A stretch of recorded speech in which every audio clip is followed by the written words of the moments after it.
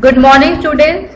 So this is the test solution of chapter number 4 Agriculture and chapter number 2 Sectors of the Indian Economy, which we have taken on 17th of July from the subject Geography and Economics, class 10th. So here we are going to talk about the test solution. I am going to discuss all the answers that I have given you in the test, so that you can rectify what are your mistakes, and you should be careful about those mistakes in future or as well. So we are starting with the test solution now. So the test was for the class 10 subject Geography and Economics, and from the chapter I have given the two chapters here. The first chapter was Agriculture and the second chapter was chapter 2 from Sectors of the Indian Economy. So the maximum marks, it was of 25 marks. So here are the questions and the answer solution for the following questions. So number one question was, Kharif crops are grown in which particular land area? You have to tell. So your options were with the onset of monsoon and harvested in September and October. B, with the onset of winter and harvested in summer. C, with onset of autumn and harvested in summer. D, none of the above. So the answer here is A, with the onset of monsoon and harvested in September and October. So Kharif crops are basically grown on the basically kind of a weather where there is monsoon. When it is onset, when it is granted, then it is harvested in the months of September and October. Question number 2. Where will you find the disguised unemployment most? So you have to tell in which particular area you will find the most disguised unemployment the most. So select the correct option from those given below. So you have to tell the correct one here. So among the agriculture workers working for small farmlands. B, among part-time industrial workers. C, in most of the government offices. Yeah, D, in big private companies. So answer of this particular question is A, among mostly in the agriculture workers working for small farm land. So they are the people who are the most disguised unemployed people around us. Question number 3. A type of milk rise in iron, calcium, other micronutrients and roguage is what kind of a crop this milk is rich in? So you have to just tell. The options were bajra, B, rajma, C, jowar, or D, ragi. So the answer of this question is D, ragi. Now question number 4. A situation in which more persons are employed on a job than are optimally required is: first, structural unemployment; second, disguised unemployment; C, cyclical unemployment; or D, seasonal unemployment. So a situation in which more persons are employed on a job that are optimally required is B, disguised unemployment. Now question number 5. Intensive subsistence farming is practiced in area of dash. You have to tell where particularly this intensive subsistence farming is practiced. So your options were A, high population; B, low population; C, deserts; D, thick forest. So answer of this question is A, high population. Now question number 6. Employment figures of a country are based on data collected from 5 yearly surveyed on employment and unemployment. Which organization conducts this survey? So you have to tell which organization conducts this survey, where you can tell about the collectively 5-year survey on employment and unemployment. So your options were NSSO, which is National Sample Survey Organization; B, NREGA 2005, which is National Rural Employment Guarantee Act 2005; C, ILO, which is International Labour Organization; or D, Census of India. So the answer is National Sample Survey Organization. Now question number 7. The two main wheat growing regions are, so you have to tell the what are the two main wheat growing regions in India are: A, the Ganga Satluj plains and the Deccan Tract; B, northeastern part and eastern coastal plains; C, Deccan Plateau and Konkan coast, या D, none of the above. So the answer of this question is A, the Ganga, Sutlej plains and the Deccan Trap. Now question number 8, you have to identify the correct answer from the alternatives provided. Both Tesco and Reliance Industries are owned by, you have to tell which are these two industries are owned by.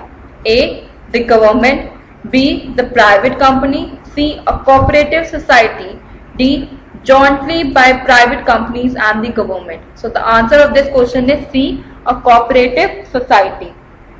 Now question number 9, you have to tell grouping of small land holdings into a bigger one is called, you have to tell grouping of small land holdings into a big one is known as, the options are ceiling on land holdings, B, collectivization, C, cooperative farming, or D, consolidation of land holdings. So answer is here is D, consolidation of land holdings. Now question number 10, choose one correct statement from the following. Underemployment occurs in which state? When people are not willing to work, B, when people are working slowly, C, when people are working less than what they are capable of doing, or D, when people are not paid for their jobs. So the answer here is when people C, when people are working less than what they are capable of doing. Now answer number 11, so it is of 2 marks questions now. So I have given you 3 of 2 marks questions and 3 questions of 3 marks questions. So we are going to discuss in brief. It could be anything. So if you have written anything similar to what is given in this answer, your answer is partially or partially can be correct or fully correct also. If you have mentioned 2 characteristics also, if you have mentioned even 2 characteristics correctly, you will get full marks. If one is correct, one is wrong, you will get the partial 1 marks or 1.5 marks according to that. So the first 11th question is, write main characteristics of primitive subsistence farming. So here the answer I have written in 4 points. You can you just have to point out only 2 marks question है तो सिर्फ 2 points लिखें तो you will get the marks there. So this type of farming is practiced in few pockets of India on small patches of land using primitive tools and family community labor. Then second, farmers clear a patch of land and produce cereals and other food crops to sustain their families. Or third point would be when the soil fertility decreases, the farmers shift and clear a fresh patch of land for cultivation. This type of shifting allows nature to replenish the fertility of the soil through natural processes.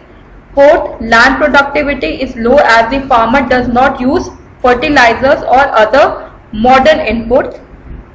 So you can put any of these points. So firstly, it is practiced in only small patches of the area where this particular farming is practiced by their family or a community neighborhood. Then the farmers particularly clear a patch of land and produce their kind of crops or cereals they want to, and other food crops to sustain for their families only. When the soil fertility decreases, the farmers shift and clear the fresh patch of land for cultivation, and this type of shifting allows the nature to replenish the fertility of the soil through some natural processes. And land productivity is low as the farmer does not use fertilizers or any other modern inputs here. Now question number 12, why is NREGA also called the right to work? You have to explain the objectives of National Rural Employment Guarantee Act 2005. So if you have written only 2 points also, that is more than enough. So here the main things are that every household in the rural areas of India shall have a right to at least 100 days of guaranteed employment every year for at least one adult member for doing casual manual labor at the rate of ₹60 per day. So only productive workers shall be taken up under the program, and the state council shall prepare a list of permissible workers as well as the list of preferred works. The identification of preferred work shall be based on the economic, social and environmental benefits of different types of work. their contribution of social equity, and their ability to create permanent assets. Third, the program may also provide as far as possible for the training and upgradation of the skills of unskilled laborers here. And fourth, if they are not able to provide them the guaranteed employment, they are going to repay them or give them allowance, at least what they deserve if they have assigned with this particular scheme, that is NREGA 2005. Now question number 13, the problem of unemployment is not confined only to agriculture. Support the statement with the example. So if you have written 2 points, that is more than enough. Here I have written more 3 to 4 points for your understanding. So the problem of unemployment is not confined only to agriculture, because it can also happen in other sectors as well. For example, there are thousands of casual workers in the service sector also in urban areas who search for daily employment. They are employed as painters, plumbers, repair persons and other odd jobs. Many of them don't find work every day. Similarly, we see other people of the service sector on the street pushing a cart or selling something where they may spend the whole day but earn very little. So they are doing such work only due to the lack of better employment opportunities.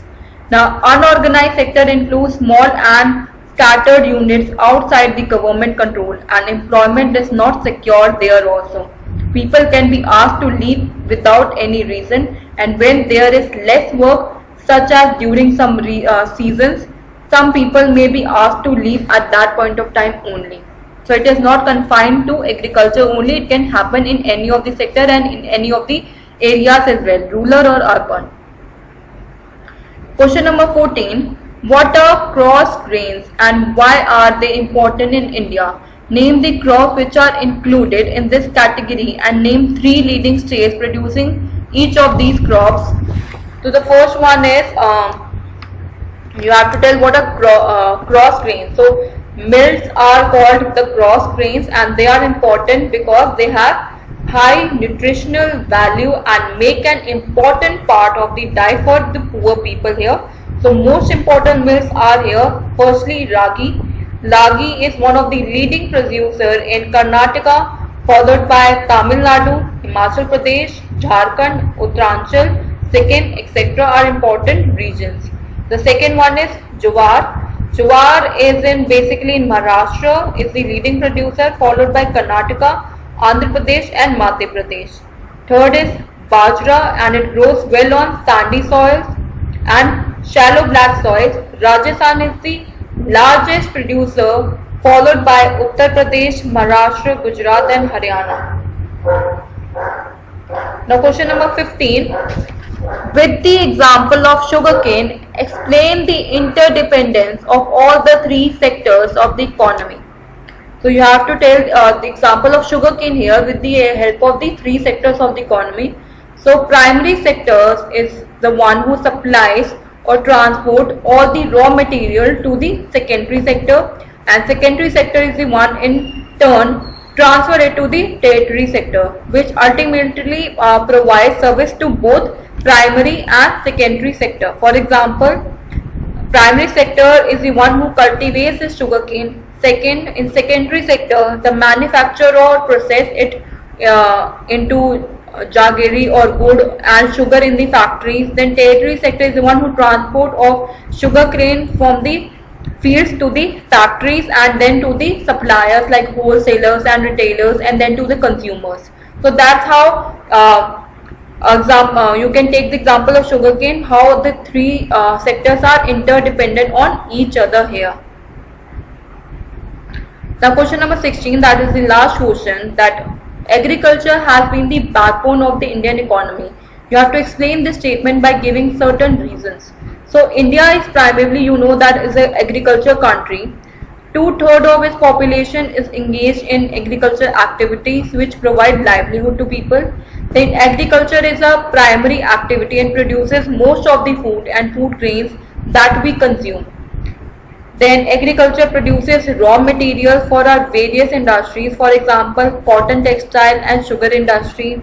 Then some agriculture products like tea, coffee and spices are exported and earn foreign exchange. The share of agriculture in providing employment and livelihood to the population continued to be as high as 63% in 2001. So that's it for the test solution that was happened in 17th of July. You can match your answers and see where you were wrong and where you were correct. You can see your mistakes and rectify them, and that should you not do in the first term examination and the examination that is going to come forward also. So just please check it out. These are few of the main questions that I am given. We'll practice it again also in the future revision also if you want to. So that's it for this. Thank you so much for listening and just take care of yourself.